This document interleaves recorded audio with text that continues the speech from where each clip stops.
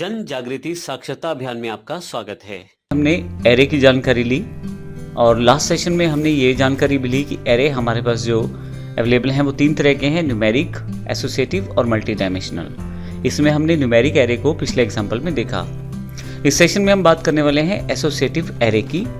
Associative array आपके पास string और value का कम्बिनेशन है, जिसमें स्ट्रिंग को आप एक इंडेक्स की तरह प्रयोग करते हैं। जैसे आपके पास ऊपर दिए गए एरे में 10 वैल्यू थी, नीचे दिए गए एरे में 31 वैल्यू है, और जैसे ऊपर दिए गए एरे में 0 एक इंडेक्स था, यहाँ नीचे दिए गए इंडेक्स में अजय एक इंडेक्स के रूप में प्रयोग हो रहा है। यानी कि अगर मैं अजय को स्क्वायर ब्रैकेट में शामिल करूँ तो मैं 30 को प्राप्त कर सकता हूँ। इसे एसोसिएटिव एरे इसलिए कहते हैं कि आप असल में वैल्यूज़ को रिलेट करके स्टोर कर सकते हैं। जैसे एग्जाम्पल के लिए अगर एरे का नाम देखें तो एरे का नाम यहाँ पे अटेंडेंस है। असल में मैं इस इंडेक्स अजय से वैल्यू 30 के रूप में अटेंडेंस स्टोर करना चाहता हूँ। तो अजय मेरे पास इंडेक्स है जो उस व्यक्ति का नाम है और 30 उसकी वैल्यू है।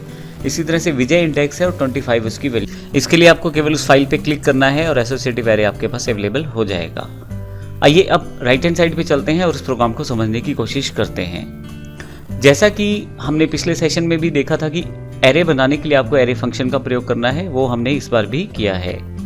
इसके साथ हमने एक इंडेक्स और एक उसकी वैल्यू को यहाँ एसोसिएटिव एरे के साथ बाइंड किया है। अब इसका अर्थ ये है कि हम एरे की वैल्यू तो देते ही हैं एसोसिएटिव एरे में, लेकिन इसका जो इंडेक्स रहता है वह स्ट्रिंग रहता है। जैसे यहाँ पे एक स्ट्रिंग इंडेक्स मैंने यूज़ किया है अरविंद और उसकी वैल्यू है 28। एसोसिएशन सेटअप करने के लिए हम ये इक्वल और ग्रेटर देन का जो साइन है इसको यहाँ प्रयोग कर लेते हैं, जो एसोसिएटिव साइन रहता है। तो असल में हमने अरविंद के साथ वैल्यू को असाइन किया है 28, नैना के साथ 25 और वंदना के साथ 23 वैल्यू को असाइन किया है। अब एसोसिएटिव इसलिए क्योंकि जब भी मैं अरविंद हमारे पास जो इंडेक्स है इसको एक्सेस करूंगा तो मेरे पास आउटपुट आएगा 28। अब असल में मैंने इसका नाम रख दिया है अटेंडेंस और एक तरह से मैंने अपनी अटेंडेंस को यहाँ एसोसिएटिव एरे में स्टोर करने की कोशिश की है। अब आप नीचे आ जाएं तो आप अगर एक्सेस करना चाहें अटेंडेंस को तो उसमें आपको यहाँ पे ब्रैकेट में नाम देना है, और यदि आप ध्यान दें तो यहाँ पे मैंने स्क्वायर ब्रैकेट्स का प्रयोग किया है इस इंडेक्स को प्रयोग करने के लिए, और अटेंडेंस में फिर नैना और फिर वंदना को यहाँ प्रयोग किया गया है।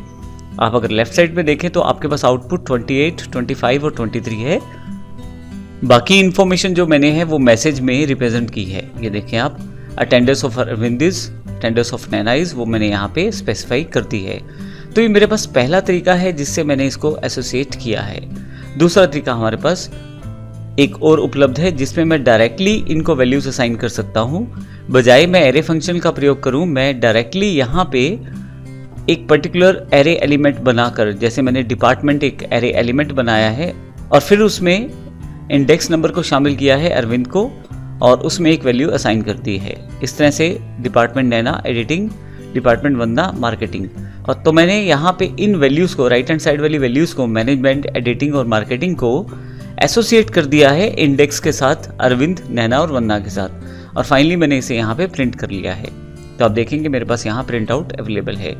तो ये हमारे पास एसोसिएटिव एरे हैं। एसोसिएटिव एरे का प्रयोग करके आप आसानी से ऐसी वैल्यूज़ जो रिलेट करती हैं, जैसे किसी एम्प्लॉई, किसी स्टूडेंट का मार्क्स स्टोर करने हैं, किसी एम्प्लॉई की सैलरी स्टोर करनी है, तो इस तरह की एसोसिएटिव इन्फॉर्मेशन सेव करने के लिए आप एसोसिएटिव एरे का प्रयोग कर सकते हैं।